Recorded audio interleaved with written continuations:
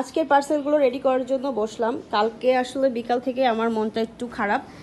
এর কারণ হচ্ছে এখানে যে একটা লোক, এই যে রুবেল কবিরাজ নামে, উনি আমার কাছ থেকে একটা প্রোডাক্ট নিয়েছে। মানে ওনার ওয়াইফ হচ্ছে আমার কাছ থেকে কনফার্ম করে ওনার হাজব্যান্ডের নাম্বার দিয়েছিল।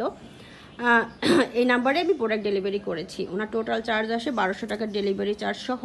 উনি নিয়েছিল অ্যান্টিপ্লাজমা সিকা ক্রিম, এই ক্রিমটা নিয়েছিল। হ্যাঁ, এখন উনি এটা হাতে পাওয়ার পরে বলছে যে সে ডেলিভারি চার্জ দিবে না, আর এই প্রোডাক্টের প্রাইস নাকি লোকাল মার্কেটে অনেক কম, আর সেই প্রাইসেই আমার প্রোডাক্ট নেবে।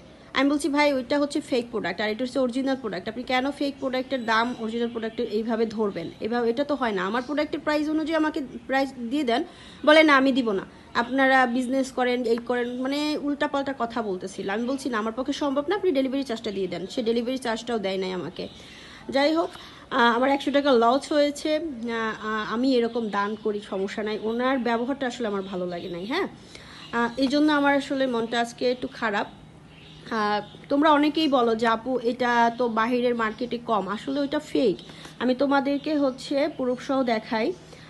এখানে হচ্ছে এই আপুটা আমার কাছ থেকে এই যে ফেব্রুয়ারি 16 তারিখের দিকে উনি হচ্ছে আমার কাছ থেকে প্রোডাক্ট নেয়। এই দুইটা প্রোডাক্টই নেয় তোমাদেরকে। এই যে এটা হচ্ছে সিরামটা আর হচ্ছে ক্রিম। হ্যাঁ, দুইটা প্রোডাক্ট এখানে আমি লিখে দিয়েছি। সেন্টেলা সানস্ক্রিনটাও সে নিয়েছিল। আর আর আজকে সে যে 11টার দিকে আমাকে সে মেসেজ করে, আপু এটা নিতে চাই। হ্যাঁ, পরে আমি বলছি আপু এটা নেই, এটা এটা আছে এখন বর্তমানে। তারপরে সে বলছে আবার এটা আবার নিব। হ্যাঁ, এখানে দেখতে পাচ্ছ এটা আবার নিব। আমি আবার লিখেছি আপু, ওকে আপু আপনি, আমি লিখেছি আপু আপনি তো নিয়েছেন, রেজাল্ট কেমন পেলেন? বলছে আলহামদুলিল্লাহ অনেক ভালো।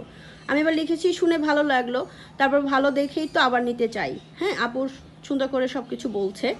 তারপরে আমি আবার তাকে ভয়েস মেসেজ পাঠিয়েছি যে আসলে ওই লোকটা আমার সাথে কীরকম ব্যবহার করেছে, আমার ভালো লাগছিল না। আসলে আপুর কাছে শেয়ার করে আমি একটু হালকা হয়েছি, এতটুকুই।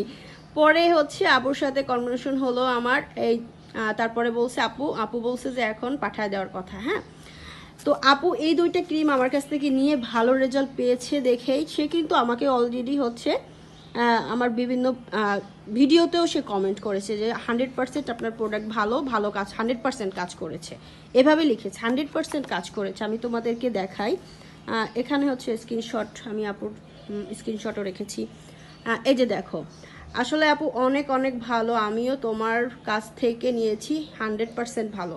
দেখেছো, আমি আমি আসলে মিথ্যা কথা বলি না, বিজনেস করি। আমি আসলে আমার শখের কারণে বিজনেস করি, এখানে মিথ্যা কথা হলো বলার কিছু নাই। আর আমি যদি প্রোডাক্ট, আমি বিজনেস শখের কারণে করি, কারণ আমি চাই মানুষ একটা ভালো প্রোডাক্ট পাক। হ্যাঁ,